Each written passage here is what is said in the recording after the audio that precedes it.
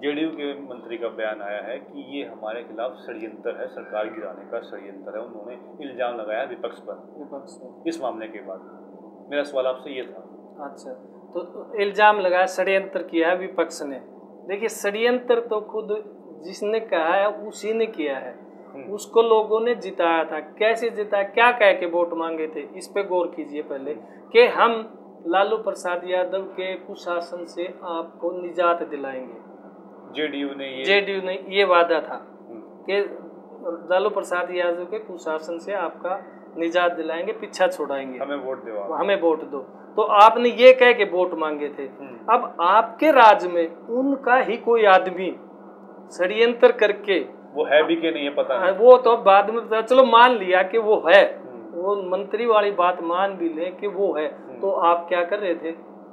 आपको नहीं पता था, आप उन्हीं के कुशासन को खत्म करने के लिए लोगों ने आपको सत्ता की डोर सौंपी थी जी। तो आपने क्यों नहीं उनको रोका?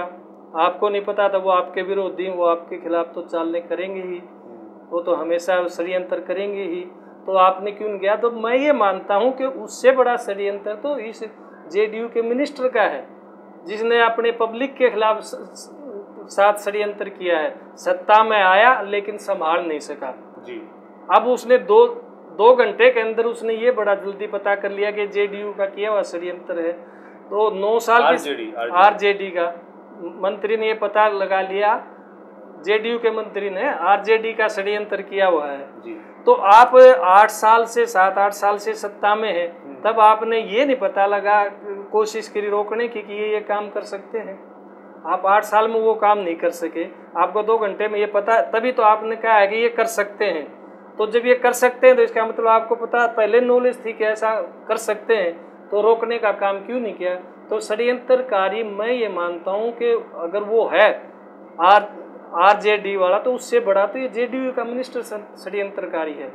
देखिए, पहले शास्त्री जी के टाइम में एक रेल की दुर्घटना हुई थी, शास्त्री जी ने उसी टाइम शाम होने से पहले इस्तीफा दे दिया था जी। और आज के मंत्री ऐसे हैं कि 23 बच्चों की, निरपराध बच्चों की, मासूमों की जान चली गई, इस्तीफा देना तो दूर, वो दूसरे पे इल्जाम ठोक रहे हैं, वो भी 2 घंटे के अंदर, जबकि ये नहीं पता कि मौत का असल कारण क्या था, जहर था, फूड पॉइजनिंग था या कुछ और था।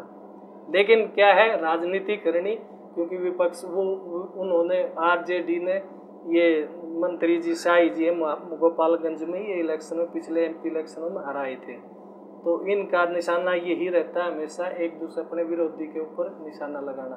तो क्या रिजल्ट आएगा ऑटोस्पी में, क्या पोस्टमार्टम में क्या आता है, वो एक बाद की बात है जी।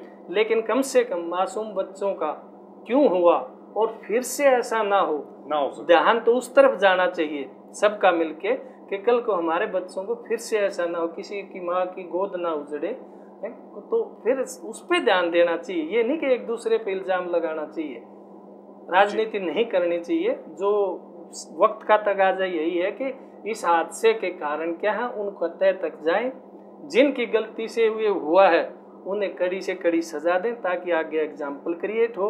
और उससे बड़ी चीज़ ये है कि ऐसे हादसे फिर से ना हो, ये सुनिश्चित करना बहुत ज़रूरी है, और तभी उन बच्चों में विश्वास बढ़ेगा और वो वापस स्कूल की तरफ आना शुरू करेंगे जी।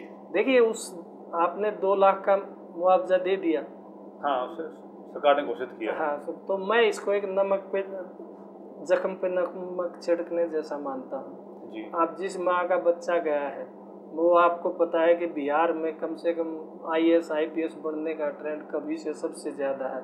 वो दिल्ली में आके सबसे ज़्यादा तैयारियां जहाँ के बच्चे करते हैं वो बिहार के होते हैं जी। तो इन 23 बच्चों में से पता नहीं कितने इस तरह की सर्विस में जाते, तो उस माँ का कैसे पेटा बनेगा? ठीक है, सरकार है अपनी तरफ से जो भी करती है वो करेगी ही, लेकिन कम से कम ये सुनिश्चित जरूर कर दे कि आगे से ऐसा हादसा ना हो, जो बच्चों का हक है वो उन तक जरूर पहुँचे। जी, धन्यवाद राहुल जी। बिल्कुल। खरी बात के आज के इस अंक पर आप अपनी राय हमें कमेंट सेक्शन में टाइप करके जरूर लिखें और वीडियो को लाइक करना ना भूलें। अन्य विषयों पर खरी बात जानने के लिए खरी बात को आज ही सब्सक्राइब करें। Till then, bye.